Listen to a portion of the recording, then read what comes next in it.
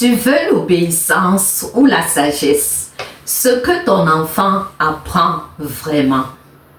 Tu veux un enfant qui t'écoute ou un enfant qui pense, parce que ce ne sont toujours pas les mêmes. Tu as sûrement déjà dit, parce que je te l'ai dit, et c'est tout, fais-le. Ou, ici c'est moi qui décide, et tu te dis que c'est normal. Que c'est comme ça qu'on apprend à obéir, à bien se comporter, à respecter. Mais est-ce qu'on apprend à respecter en étant empêché de parler? Est-ce qu'on apprend la sagesse en apprenant à dire toujours oui, même quand on pense non?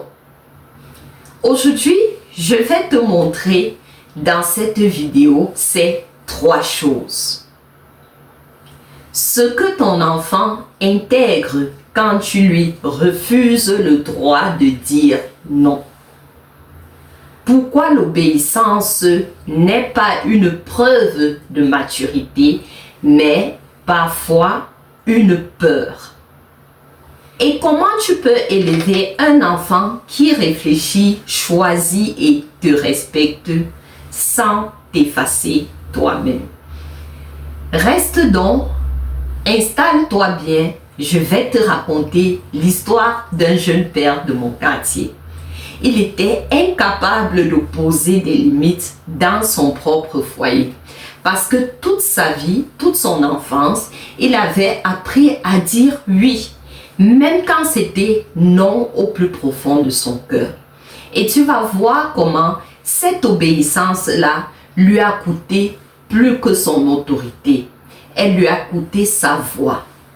Alors, commençons par le point 1 qui est quand tu empêches ton enfant de dire non. Tu lui retires plus que des caprices.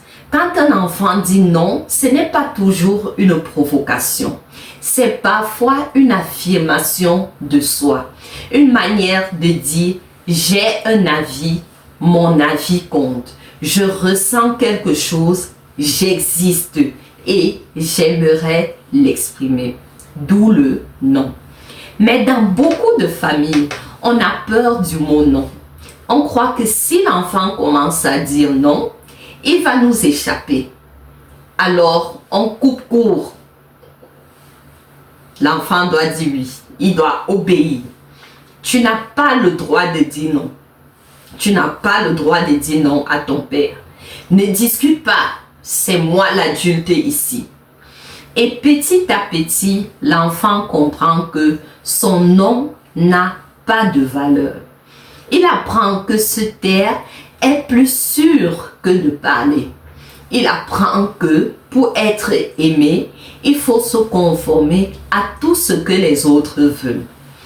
Et tu sais ce que ça donne? 20 ans plus tard, un adulte qui n'ose pas dire non à son patron, non à son partenaire, non à ses enfants.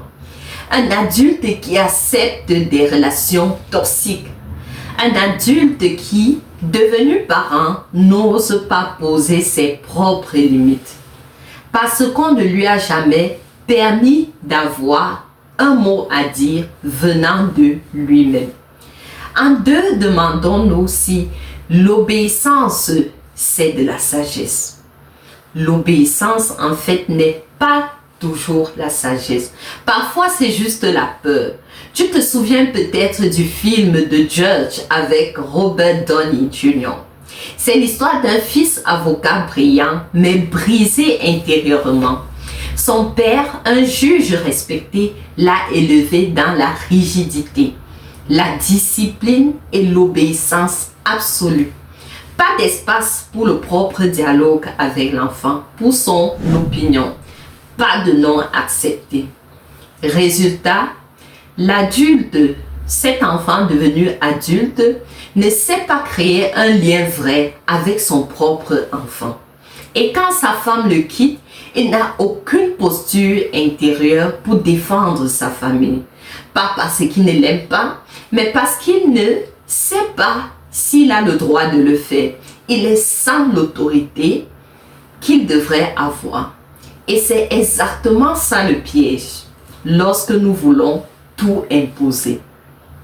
Tu crois élever un enfant fort, mais tu élèves un enfant soumis. Tu crois transmettre la sagesse, mais tu inculques la peur de décevoir. Et le pire, c'est que ces enfants grandissent en se sentant incomplets, toujours en attente d'un regard qui valide leur vie. En 3, élever un enfant sage, c'est lui apprendre à penser, pas juste à obéir. La sagesse, ce n'est pas faire ce qu'on te dit, c'est comprendre pourquoi on te le dit et décider si c'est juste de le faire. Un enfant sage, ce n'est pas un enfant silencieux, le doudou de tout le monde. C'est un enfant capable de dire ce qu'il pense. C'est un enfant capable de s'exprimer, de dire « Maman, je ne suis pas d'accord, mais je t'écoute. » Ou encore « Je ne comprends pas ta position, je ne comprends pas ta décision, mais je vais y réfléchir. » Et ça demande du courage. Tu ne peux pas forcer la sagesse. Tu peux seulement l'ensemencer chaque jour dans ton enfant à travers ton lien avec lui. En accueillant ses émotions, ses questions, ses doutes, ses peurs, en acceptant que ton autorité grandit quand tu lui laisses un espace d'expression, pas quand tu l'écrases, pas quand tu as toujours raison. Alors, je te donne quelques solutions concrètes. Comment faire? Voici donc 3 pistes très simples que tu peux appliquer. Accueille le non sans paniquer, chers parents. Respire. Ce n'est pas une attaque, c'est une étape dans la croissance de ton enfant lorsqu'il dit non. Ensuite, pose tes limites sans briser les siennes. Par exemple, je comprends que tu n'as pas envie, mais c'est important. On va le faire ensemble. Valorise le raisonnement, pas juste la soumission de ton enfant.